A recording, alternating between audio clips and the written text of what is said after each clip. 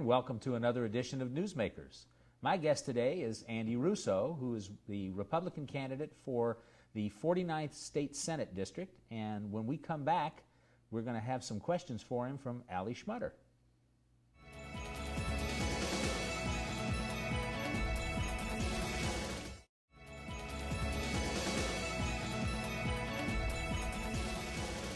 Hi everyone, and welcome back to Newsmakers with Steve Merren. Today our guest is Andrew Russo.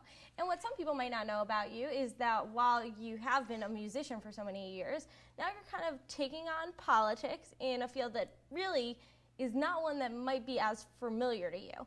So what we want to know is, as a candidate who's appearing for the first time on the political stage, you have to set your agenda. You have to prioritize what's going to be the platform of this candidacy. So we want to know, what are the most important issues to you in this campaign, and what would be your focus if you got to Albany?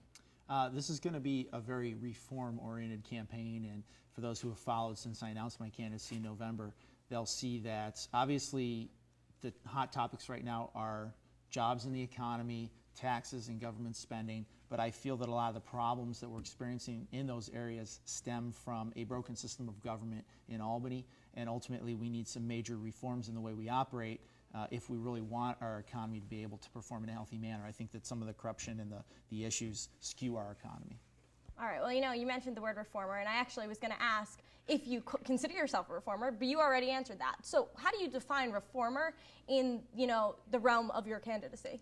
Well, I think what it is rather than focusing on creating legislation as a sole avenue towards improving people's lives, we actually need to reform some of the systems and get rid of certain elements. For instance, I believe that we need to term limit our legislators. I think that for two reasons. First of all, we need to limit some of the power associated with these seats in order to get legislators to be more focused on the people they represent. And I think we also need to send a little bit of a bloat to the special interest system. And I think that if you have a fixed term that people are going to be in office, you'll see less of special interests investing in legislators and creating these sort of unholy alliances that can often last 2 decades, 3 decades, resulting in preferential laws, mandates, and whatnot that once again skew our economy. It was interesting. We had David Valesky and Joe Griffo, so a Republican and a Democrat from the state Senate, here on Newsmakers. And what was interesting is they actually spoke about term limits and how both of them support it, maybe in different ways. Is there a specific topic that you and David Valesky differ so deeply on that you would never be able to come to terms on? Well, I think as I've looked at his behavior, particularly in the year 2009, the votes he took in the Senate, there's a lot of areas where we disagree, and I think there's maybe just a general approach in terms of how much government should intervene in people's lives and in the economy. That would be one big area. I also think that he's spoken a lot about reform, especially when he was a first-time candidate. I haven't really seen, I've heard the talk, I haven't seen the walk. I know that there's been some effort in that regard, there just hasn't been the results, and I'm a big believer that if the results aren't occurring, then we need to give someone else a chance. You're speaking about government cuts, and specifically when it comes to spending, but you also are a firm believer in education, obviously the arts, and I even read on your campaign site that you want, to help the environment.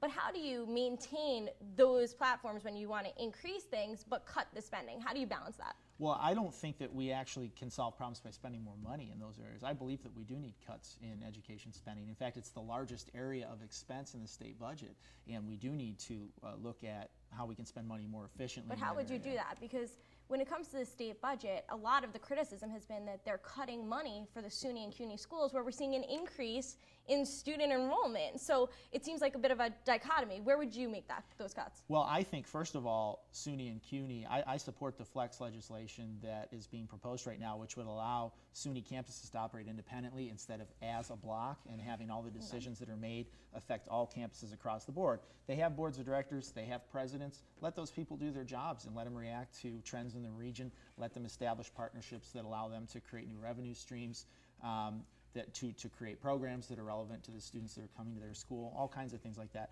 I just believe that there are two major areas we need to look at if we want to fix the state budget: Medicaid and the pension system. And the pension system affects education spending because some of the largest expenses in education are the salaries and the benefits and pensions that are attached to those salaries. So if we can create some major reforms in the pension area, I think we not only fix the area of state administration, but also education spending. All right, now I know there are some differences when it comes to Medicare, Medicaid, and all these different programs in various different countries. Now, you for one have an interesting background in that you actually lived in different countries because of your performing arts career, right, and that you lived in France and Germany.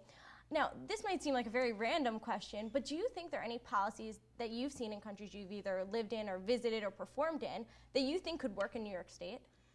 The funny thing is, I found living abroad made me more aware of what it meant to be an American, made me more aware of how great our country is. And I think, learned more about why I wanted to return to the United States permanently from living abroad. And that isn't to say that they're doing everything wrong in Germany and in France, but I certainly, in a country like France where I lived for 5 years, I got to see firsthand how excessive government intervention and excessive coddling of individuals creates very unhealthy trends, unhealthy migration patterns, and just a general culture of inertia. All right, well, I have to bring up the next question, which is the fact that you haven't been in government before. Right. And in some ways that could be a very positive thing, but in other ways people can look at that negatively. And some have already said that that might lead to inexperience. What's your reaction to that? Well, I guess I would just ask people to look at the current state of our government and look at all the people with all their experience and to look at where they've led us, and then to say, does the experience have value when the results are what they are? I feel that experience has value when it gets results that are improving people's lives. We're in a crisis right now. I believe we need people that come into this with a different approach and with a different type of thinking and different types of ideas. Experience in government isn't prerequisite to serving in government. These are citizen jobs. These are supposed to be citizen legislatures in the different states. And so anyone who cares about the community, takes the time to learn, I think is capable of doing these jobs. Well, and I actually want to say spoken like a true reformer after that, because it seems like that was the true definition of what you believe a reformer is. And we want to talk a little bit more about your candidacy when we return after this break. So we'll have more from Andy Russo right after this break.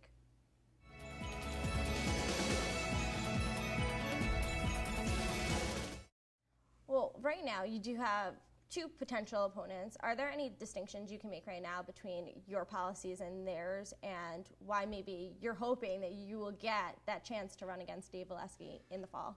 I think that the fact that I'm coming into politics this year as an outsider, I think this is a great year to be doing that. I think that, as I referred to earlier, when we look at the state of affairs and we look at all the experienced politicians that have led us towards that, I think there's a real suspicion of politicians and politics as usual. So I have something new to offer, obviously. At the same time, I think that what people will see is, by not having a political past and not really striving for a political future other than just trying to serve my community in this role very well for 6, 8 years, whatever it might be, I can actually do the job properly because I'm willing to put myself and my job on the line. I won't be positioning myself to run for something else, which is where I think politicians fall into traps and make compromised decisions because they're kind of trying to keep their eye out for their political future. So are you looking at yourself as maybe being that one-term, maybe two-term politician? Because one of my questions really is, how do you actually do that? How do you, in reality, position yourself as really a government outsider? Right. But then if you get in, you're suddenly a government insider. How do you keep yourself kind of outside of the inside, so to speak? Well, I've worked at a college for a number of years, and that's a bureaucratic setup, and I think I found ways to be creative and make things happen within that framework. I look forward to doing the same in state government. If I'm only able to serve a term or two because I'm going to make some tough decisions and always put the people I represent first, so be it. I believe in term limits anyway, so I would never serve more than 4 terms to begin with.